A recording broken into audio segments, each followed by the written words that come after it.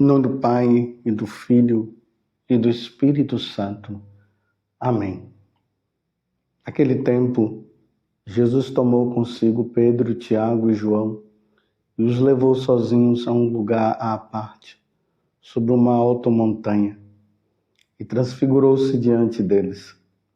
Suas roupas ficaram brilhantes e tão brancas como nenhuma lavadeira sobre a terra poderia alvejar. Apareceram-lhe Elias e Moisés e estavam conversando com Jesus. Então Pedro tomou a palavra e disse a Jesus: Mestre, é bom ficarmos aqui. Vamos fazer 3 tendas, uma para ti, outra para Moisés e outra para Elias. Pedro não sabia o que dizer, pois estava todos com muito medo. Então desceu uma nuvem e os encobriu com sua sombra. E da nuvem saiu uma voz: Este é o meu filho amado. Escutai o que ele diz. De repente, olhando em volta, não viram mais ninguém, a não ser somente Jesus com eles. Ao descerem da montanha, Jesus ordenou que não contassem a ninguém o que tinha visto, até que o Filho do Homem tivesse ressuscitado dos mortos. Eles observaram essa ordem, mas comentavam entre si o que queria dizer ressuscitar dos mortos. Palavra da salvação. Glória a vós, Senhor. Meus irmãos e minhas irmãs, hoje é domingo, hoje é dia do Senhor, é o dia de nós prestarmos o culto, a adoração devida ao nosso Deus, o dia de nós pedirmos perdão a Deus por nossas faltas, nesse tempo de Quaresma, um dia mais do que necessário para que nós coloquemos as nossas vidas, a nossa vida em dia diante de Deus. Hoje nós vemos aqui no Evangelho, que está em Marcos capítulo 9, do versículo 2 até o 10, esse momento extraordinário. Jesus se transfigura. Jesus se mostra na sua glória aos apóstolos. Pedro, Tiago e João. Importante notar que até então os apóstolos, principalmente esses 3 apóstolos, eles só tinham tido a experiência de Jesus enquanto humano. Eles só viam Jesus na sua natureza humana. Apesar de tantos milagres que Jesus havia feito, mas eles ainda não tinham tido esse contato com Jesus transfigurado e eles verem Jesus como é na glória. É interessante que aqui Marcos vai dizer que suas roupas ficaram brilhantes e tão brancas como nenhuma lavadeira sobre a terra poderia alvejar. Era totalmente resplandecente a forma como Jesus mostrou-se para os apóstolos, e isso marcou a vida dos 3 até o dia em que eles também tiveram que dar a vida, mostrando que Jesus Cristo é verdadeiramente o único Senhor. Então Jesus se mostra na sua divindade. E os apóstolos viram com os próprios olhos. Pedro ficou desnorteado, não sabia o que fazer. E aqui o mais bonito é que do céu eles ouvem essa voz dizendo: Este é o meu filho amado. Escutai o que ele diz. Estão entendendo, meus irmãos? A quem nós devemos dar ouvido? Nós temos que dar ouvido a nosso Senhor Jesus Cristo. Hoje, infelizmente, o demônio tem se utilizado de vários meios, de métodos que ele vem se utilizando justamente para que nós não possamos ouvir a voz de nosso Senhor Jesus Cristo. Vivemos uma tremenda confusão. Até, infelizmente, dentro da igreja, já não se ouve mais a voz de nosso Senhor. Se ouve a voz desse filósofo ateu, se ouve a voz daquele teólogo ateu, se ouve as novidades que vem se apresentando, uma perspectiva aí de mudança até no aspecto doutrinal da igreja. Se ouve tudo isso, menos a voz de nosso Senhor Jesus Cristo. É incrível. Precisamos ouvir a voz de Deus, a voz de Jesus, neste mundo confuso. Tanto que a voz que não é divina, que não é de Jesus Cristo, e que está sendo ouvida, nós vamos percebendo que o que se motiva mais nos dias de hoje é justamente não seguir a voz de Jesus, não seguir os mandamentos da lei de Deus. Então, a voz que se ouve, que não é a voz de nosso Senhor Jesus Cristo, a voz do incentivo ao adultério,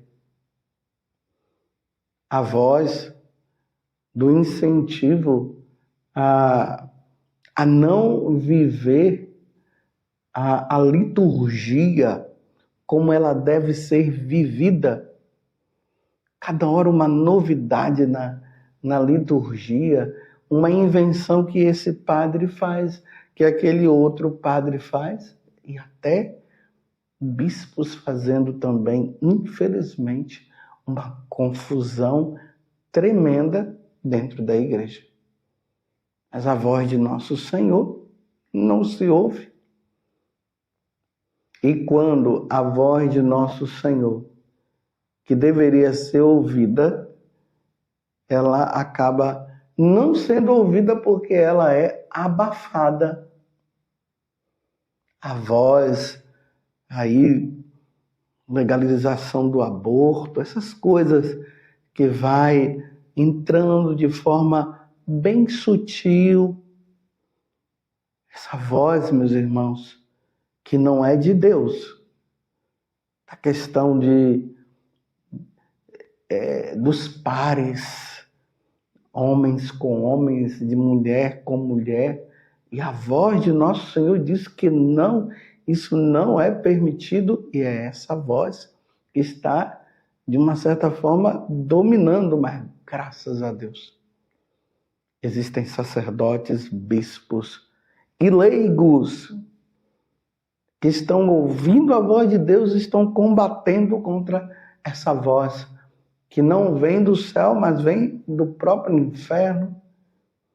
Essa voz que desvia as pessoas, a voz que não é de Deus, que há um incentivo para não se confessar.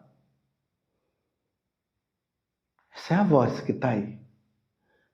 E como nós já temos uma tendência à acomodação, tem muita gente gostando dessa voz.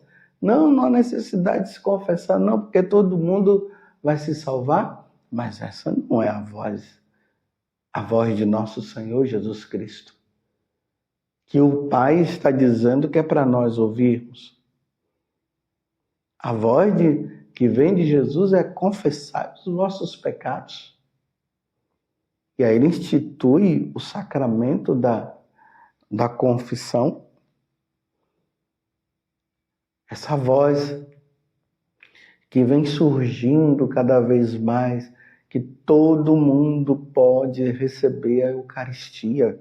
Como que todas as pessoas podem receber a Eucaristia? Todos são convidados a receber a Eucaristia, mas nem todos estão prontos para receber a Eucaristia. Por exemplo, quem está em estado de pecado mortal não pode receber a Eucaristia de maneira nenhuma. Tem que ir para o sacramento da confissão para depois receber.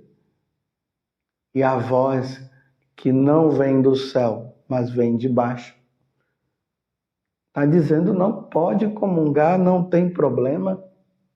Isso é cometer sacrilégio. Deus não permite o sacrilégio.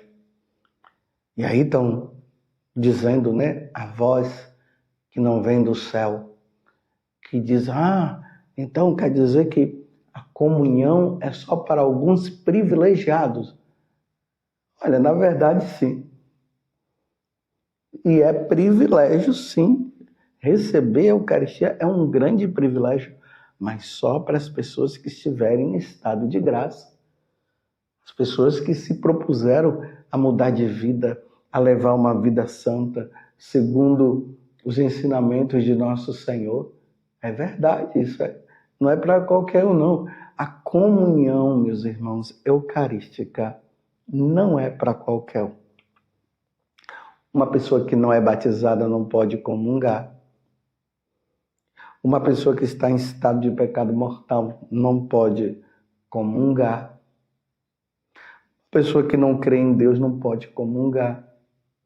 Pessoas de outras religiões não podem receber a Eucaristia. E nós temos visto por aí pessoas de outras religiões que estão participando, vão lá, participam da missa, e de repente elas levantam lá e comungam. Como é que elas recebem algo que elas não creem? É como se fosse sabe lá o que, meus irmãos? É um ato social somente.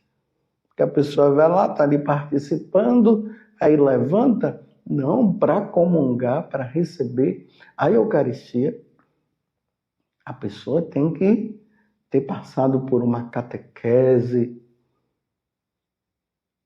ela tem que ter compreendido, ela tem que ter saído da religião que participava e se tornado um católico, e um católico de verdade, aí pode receber. Mas as vozes que vêm de baixo, que não é de cima, eu falo de cima porque você viu, né? A voz veio do alto. O alto significa veio do céu.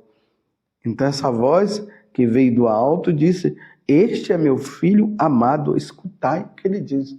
Então é preciso ouvir a voz de nosso Deus, que vem através de nosso Senhor Jesus Cristo, através da pessoa de nosso Senhor Jesus Cristo, porque Ele é o caminho, a verdade e a vida.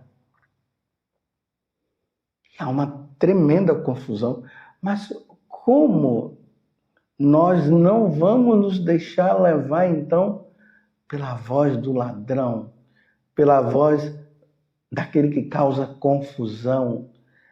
Como é que nós não vamos deixar nos levar por aquele que divide? Vida de oração, meus irmãos.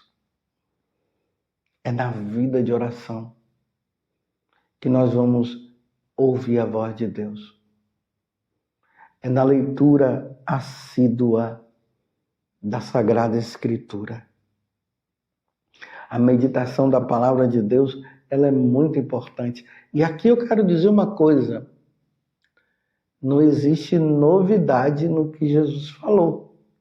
Porque o que já foi revelado, já foi revelado. Não existe novidades. Agora, nós é que precisamos estar atentos para ouvir o que Jesus já falou e que já foi revelado. Então, aí, como eu disse antes, a leitura da Sagrada Escritura, a vida dos santos como é importante a leitura da vida dos santos. Você tem alguma biografia de um santo? Se não tiver, vai adquirindo. Hoje, na internet, é fácil encontrar. Você digita lá o nome de um santo, tem até em PDF. E aí você vai ver que aquele santo, ele viveu justamente aquilo que você está vivendo. E que por ele estar tão unido, eles, estarem tão unidos a nosso Senhor, eles não se desviaram do caminho. Você compreende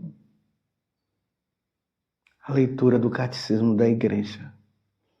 Nesses tempos de hoje, o quanto que é necessário a leitura do Catecismo da Igreja.